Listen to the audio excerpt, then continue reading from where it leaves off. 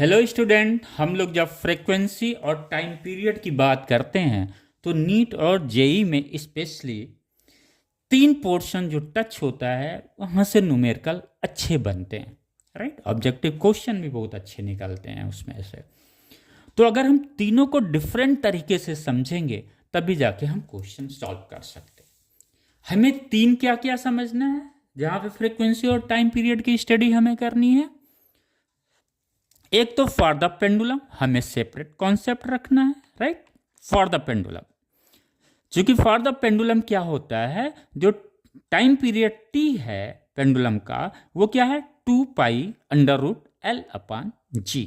Right, where L is the length of the pendulum, g क्या है gravitational acceleration है।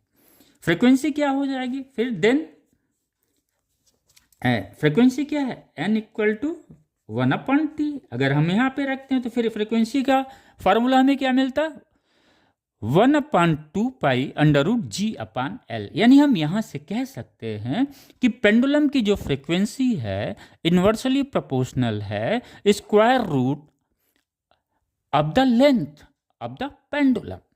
Okay, और हम बड़े यहाँ पे देख रहे हैं, हम यहाँ पे बहुत क्लियर हो रहा है कि ये इसका जो फ्रीक्वेंसी या टाइम पीरियड है वो पेंडुलम के मास पे डिपेंड नहीं कर रहा है। फिर से मैं रिपीट कर रहा हूँ, यहाँ पे जो है पेंडुलम में जो फ्रीक्वेंसी और टाइम पीरियड हमें मिलता है वो पेंडुलम के मास पे डिपेंड नहीं करता है।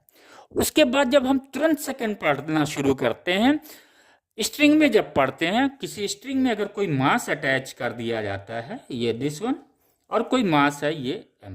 राइट, ये कोई बॉडी अटैच की जाती है उसके एक एंड पे, तो ये मास m है। अगर हम इसका टाइम पीरियड स्टडी करेंगे फिर हमें ये फार्मूला याद रखना है t = 2π√m/k।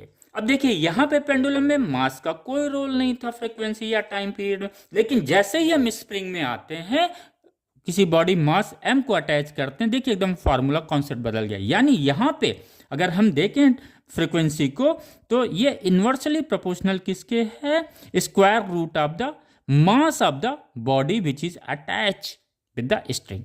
ये क्लियर हुआ। तीसरा आइए, जब हम स्ट्रेच स्ट्रिंग पढ़ते हैं तब फिर क्या होता है, हमें जो फ्रीक्वेंसी मिलती है वो किस मास पर डिपेंड करती है, यूनिट लेंथ का जो मास होता है स्ट्रिंग का उस पर डिपेंड करती है, और किस पे length of the stretch string पे डिपेंड करती है। तो ये तीन बच्चों बहुत आराम से अपने कॉन्सेप्ट में रखिएगा। चौथा आपको कॉन्सेप्ट रखने की जरूरत, क्योंकि ये कंफ्यूजिंग है। Thank you.